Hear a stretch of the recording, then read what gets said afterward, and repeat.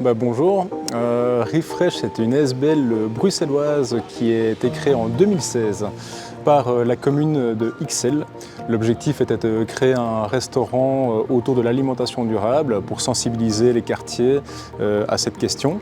Ça a très bien fonctionné dès le début et après les années qui passaient, on a ajouté le volet insertion socio-professionnelle. Ça faisait beaucoup de sens de rajouter ce volet-là à l'action de l'alimentation durable. Ensuite est venu le Covid en 2019-2020 qui a mis un énorme frein à l'activité. On a dû beaucoup réfléchir pour retrouver un mode de fonctionnement, des nouvelles idées, pour créer de l'avenir à la SBL. C'est un peu à ce moment-là qu'est arrivé un projet européen pour créer une toiture maraîchère via des fonds FEDER. On a eu l'opportunité de remporter l'appel à projet cet appel à projet européen et on a créé cette toiture maraîchère de plus ou moins 2000 m² sur la toiture d'un grand magasin à Ixelles. Donc en 2022, on a 3 activités principales, une toiture maraîchère, un restaurant dédié à l'alimentation durable et une formation dédiée à l'alimentation durable. On est actif sur 5 pôles différents. Donc on a notre toiture maraîchère qui permet à des habitants de s'abonner pour de l'autocueillette. On a 40 abonnements par an, donc des personnes qui habitent le quartier et qui peuvent directement se fournir en fruits et légumes à côté de chez eux, sans passer par de la grande distribution qui génère beaucoup de transports, beaucoup d'intermédiaires. On a mis en place une formation au métier de l'alimentation durable via Bruxelles Formation. Cette formation forme des personnes au métier de l'alimentation durable, donc pour proposer aux employeurs qui sont très axés à l'alimentation durable d'avoir des personnes qui sont déjà formées à ce niveau-là. Parce que dans les circuits classiques de formation, c'est très peu présent. Donc on vient vraiment en complément des circuits classiques de formation, principalement Horeca.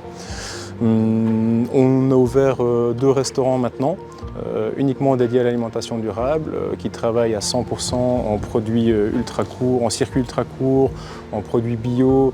Nous faisons aussi de la sensibilisation à travers des appels à projets qui viennent de la commune et de la région bruxelloise pour montrer aux habitants du quartier des bonnes pratiques pour aller vers une alimentation plus durable, pour aussi leur montrer qu'on peut aller vers une alimentation durable sans que cela coûte plus cher au portefeuille.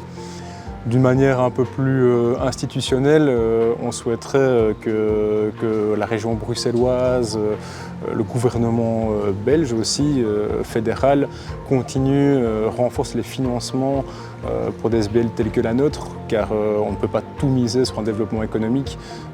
C'est évidemment très compliqué d'être autosuffisant, car on n'a pas les mêmes armes, les mêmes outils dans notre économie actuelle qu'un autre acteur privé qui ne va pas, entre guillemets, faire de l'inclusion, de l'insertion, être attentif à d'autres petites choses. Et on aimerait bien aussi que les institutions européennes, donc là c'est de manière plus large, soient plus à l'écoute du terrain. Quand on voit beaucoup d'appels à projets émerger qui sont souvent très décalés par rapport à la réalité. On essaye souvent de recentrer ces appels à projets par rapport à la réalité du terrain, tout en espérant rester dans le canevas de ces appels à projets pour pas trop en sortir. On aimerait bien aussi que ces financements soient faits à plus long terme. Pour l'instant, la plupart des projets sont des échéances très courtes de financement. Donc, tous les projets qu'on remet, c'est toujours des projets très courts. Je pense que c'est souvent une question de moyens. Alors, je parle de finances, mais les moyens peuvent aussi effectivement être physiques, numériques. Je parlais de plateformes tantôt, de mise en commun, d'idées, de bonnes pratiques. Ça, c'est quelque chose que les institutions pourraient mettre en place. Donc, ce n'est pas forcément des enveloppes financières dont on a besoin, c'est aussi juste des outils plus communs.